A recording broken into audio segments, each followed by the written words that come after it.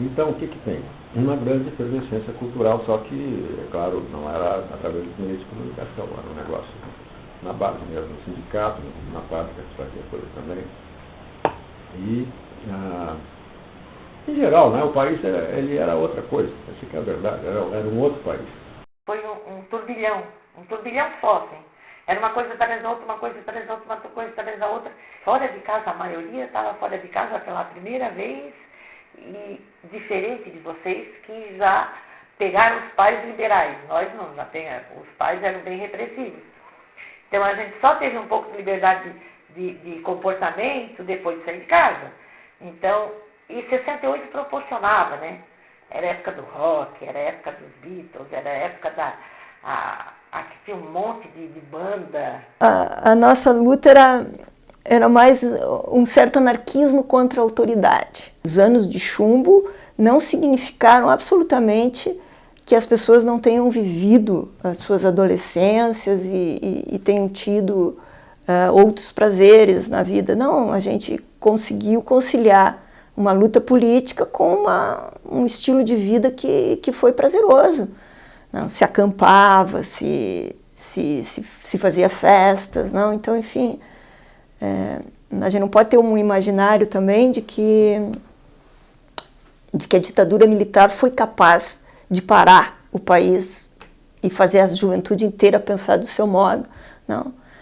Chegava notícia dos Beatles, chegava notícia do movimento hippie, do Johnny, do Hendrix, do festival de Woodstock, havia drogas, não? E isso não havia como eles controlarem. Então a revolução foi se dando aos poucos também por outros caminhos, que não foi o mais explícito da luta política. Já tinha esse debate.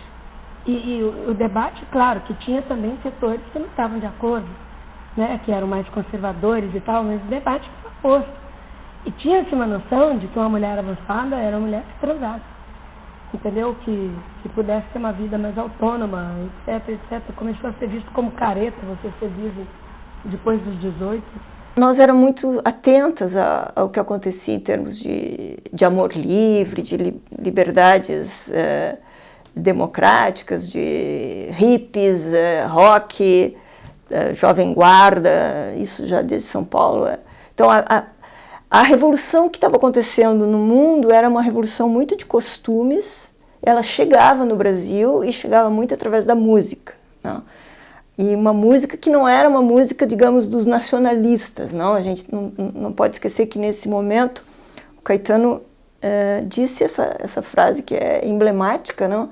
A revolução na música brasileira quem está fazendo é a Jovem Guarda, porque a Jovem Guarda estava sendo muito condenada, porque tinha uma temática alienada nas suas letras, né? Ela falava em amor, quero que você passar o inverno com você e que tudo mais vai para o inferno. O meu Calhambeque falava em consumo, em carro, né? Se você quiser me conhecer, venha na Estrada de Santos. Então, estava muito dentro do que era o milagre econômico, do que era o projeto da ditadura militar, consumo, classe média, e nada perto das letras das músicas de protesto, só que as músicas de protesto eram 2 ou 3 acordes. E a Jovem Guarda estava trazendo a guitarra elétrica. E depois os Mutantes vão usar isso de uma forma bem mais criativa até, né? Os Mutantes subiram ao palco uma vez, gravaram um disco em que uma das músicas era uma receita de como fazer uma salsicha. Só quem sabia que cada vez que o jornal em São Paulo era censurado, o Jornal da Tarde em São Paulo era censurado, eles publicavam receitas, entendeu o que eles estavam fazendo. E fui eu! Vocês estão por fora! Vocês não vão vencer! Mas que juventude é essa? Que juventude é essa? Se vocês em política forem como são em estética, estamos feitos! Maria Bethânia começa a aparecer em 67, 68, né?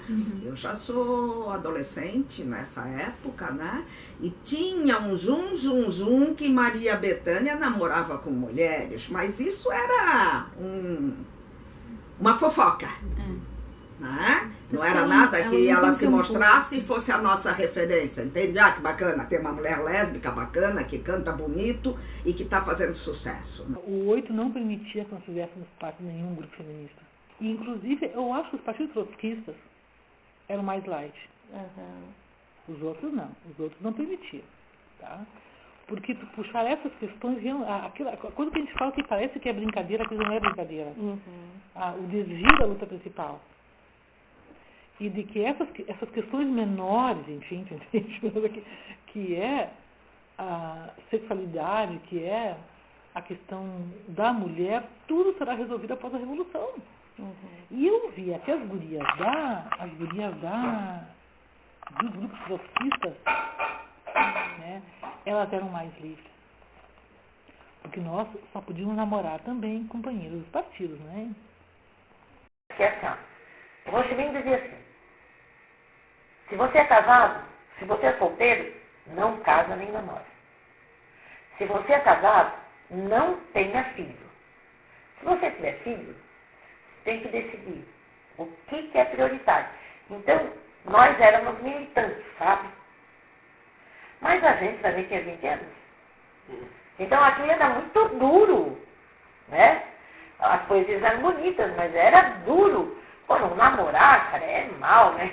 Esse padrão, esse amor livre, essa sexualidade mais explícita, ela estava presente. Nós recebíamos informações, vinha de maio de 68, do que estava acontecendo na França, mas isso era visto um pouco como alienante, como alguma coisa que nos retirava da América Latina, da verdadeira luta, que é a luta camponesa e operária. Não? Como a gente podia ter estado satisfeita até aquele momento com essa ideia, né, de proletariado chegou no poder e está tudo resolvido. Essa era uma questão que espantava. Como que a gente conseguia, né, pensar nisso quando as coisas eram muito mais complexas, até a nossa socialização, até os problemas que a gente sofria, né, de discriminação dos companheiros refugiados.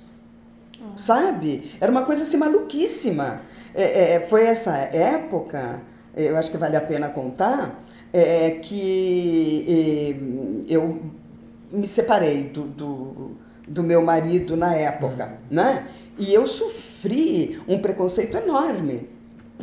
Enquanto, né, o meu ex-marido dizia, puxa, que legal, né, você tá livre, pode namorar à vontade, eu, se arrumava um namorado, era extremamente discriminada pelos companheiros.